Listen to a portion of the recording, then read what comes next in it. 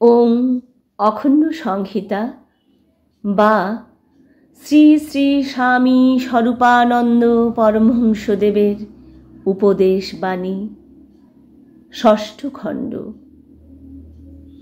স্ত্রী জাতির প্রতি সম্ভ্রমবোধ।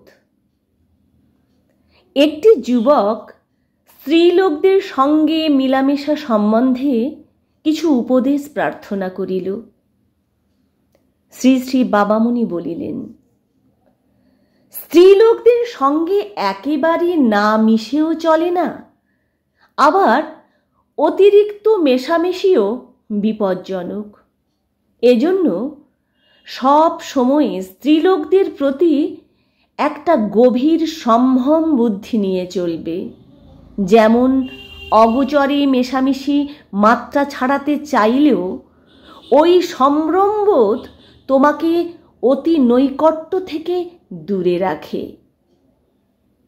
এমন সময় আছে যে সময় মেয়েদের সহিত সামান্য সংস্রবেই তোমার বিপদ ঘটতে পারে বা তোমার দ্বারা কোনো মেয়ের অনিষ্ট হতে পারে।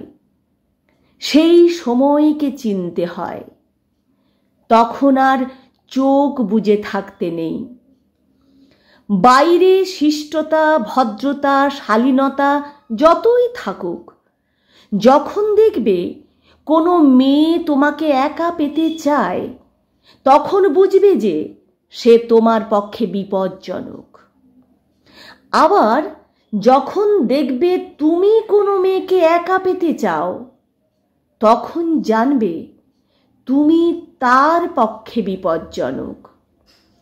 বিপদ যার দিক থেকেই আসুক বা যার প্রতিই আসুক, বিপদের এই লক্ষণ দেখামাত্র সরে পড়বে, আড়ম্বর করে নয়, একেবারে অলক্ষিতে। বিপদের আরও সংকেত আছে। নিঃসম্পর্কিত যুবক যুবতীদের মধ্যে যখন আত্মীয়তার বাড়াবাড়ি আরম্ভ হয়, তখন ব্যাপারটা নির্দোষ বলে উপেক্ষা করা ভালো নয়। তখন আত্মীয়তা একটু কমিয়ে দেওয়া উচিত। নিজের ছেলের মরণ কামনা করেও যদি কোনো নারী তোমার মঙ্গল কামনা করতে বসে, তবে তাকে মা মনে না করে মায়াবিনী রাক্ষসী বলে মনে করতে হবে। নিজের মায়ের মরণ কামনা করেও যখন কোনো রমণীর মঙ্গল কামনা করতে তোমার ইচ্ছে হবে, তখন তুমিও নিজেকে আম মাংসভোজী নারী খাদক রাক্ষস বলে মনে করো। সবাই তোমার আপন হোক, পর যেন আর কেউ না রয়, কিন্তু বাড়াবাড়ির কপট পথে সত্য আপন কেউ যে নয়।